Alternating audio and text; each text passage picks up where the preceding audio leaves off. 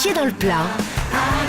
Cyril Hanouna. Donc on va passer au mot de la fin et on va s'intéresser à une expression « Tous les chemins mènent à Rome ». D'où vient cette expression? Il y a 4 propositions. Il y en a une qui est la bonne, à vous de trouver laquelle. Valérie Benaïm, pour vous, « Tous les chemins mènent à Rome » vient de quoi? Eh bien, écoutez, c'est le désir d'expansion des Romains. Vous savez Mais calmez-vous qu'évidemment, quand ils souhaitaient créer un empire incroyable. Et donc, à chaque fois qu'ils allaient d'un pays à l'autre et qu'ils envahissaient le pays, ils bâtissaient ponts et aqueducs, etc. Et ils faisaient des routes. Et dans le cahier des charges de ces routes, eh bien, la consigne, c'était que toutes ces routes, le chemin mène à Rome, évidemment, puisqu'il fallait que l'empereur puisse venir accéder à ce pays conquis. Donc, et il faisait aussi des aires d'autoroute avec des sandwichs triangles, des choses bien comme sûr, ça. évidemment. D'accord, Voilà, donc c'est mon bon. explication. Tous les chemins mènent à Rome, c'était une obligation. C'est l'explication de Valérie Benaïm. On a maintenant l'explication de Pierre Bellemare.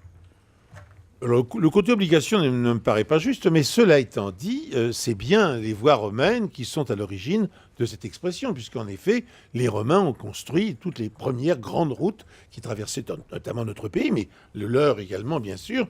Et quand ils ont été de l'autre côté de la Manche, ils ont dû certainement faire la même chose. Partout où ils allaient, ils construisaient des routes.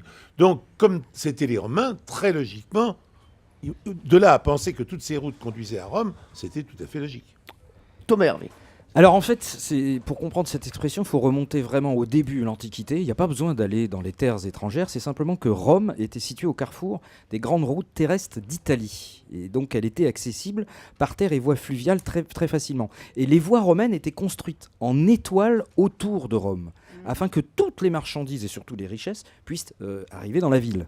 Donc les voies étaient assez larges, vous savez, pour faire passer 2 chars.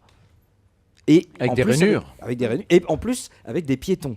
Et donc, en quelque sorte, on peut dire que tout convergeait vers Rome, mais ce n'était pas une image au sein de toute l'Europe, c'était juste concernant l'Italie. Merci, en tout cas. C'était une belle explication. Ah ouais, vraiment. Non, vraiment, là, on était dedans.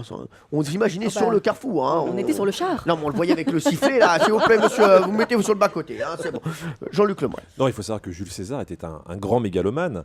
Vous l'avez dit tout à l'heure, il a fait la salade, il a fait les récompenses du cinéma français, il a fait plein de choses. Et donc après Alésia, quand il a vaincu Vercingétorix, il a voulu que toutes les villes françaises soient nommées Rome. Donc il y avait Rome-sur-Yvette, Rome-sur-Loire, Rome-Antero. Et donc tous les chemins menaient à Rome parce que... Rome-Orentin. Exactement, Rome-Orentin, évidemment. Merci pour votre culture. Et donc... On s'est quand même vite aperçu que c'était un gros bordel parce que genre je donne rendez-vous à Rome, mais quelle Rome, mais je t'en pose des questions. Il y a eu énormément de batailles qui ont été dues à cette nouvelle nomination des villes et donc on est revenu à quelque chose de plus cohérent.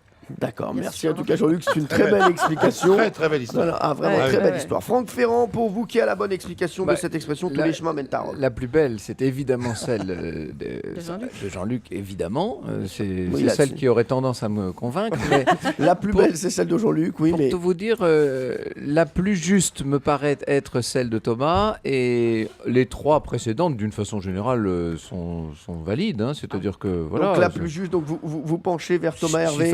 S'il fallait trouver une qui était plus proche de la réalité historique, je dirais que c'est Thomas Hervé. Oui, mais bon, voilà. C'est pas ma journée quand même. C'est Étonnamment. bien Thomas Hervé qui avait la bonne explication. Bravo Thomas. Vous savez que ces routes romaines, qui souvent d'ailleurs sont des routes antiques, parce que dans le cas de la Gaule, c'était très très souvent des routes celtiques qui ont été réaménagées ensuite, modernisées en quelque sorte et prolongées par les Romains.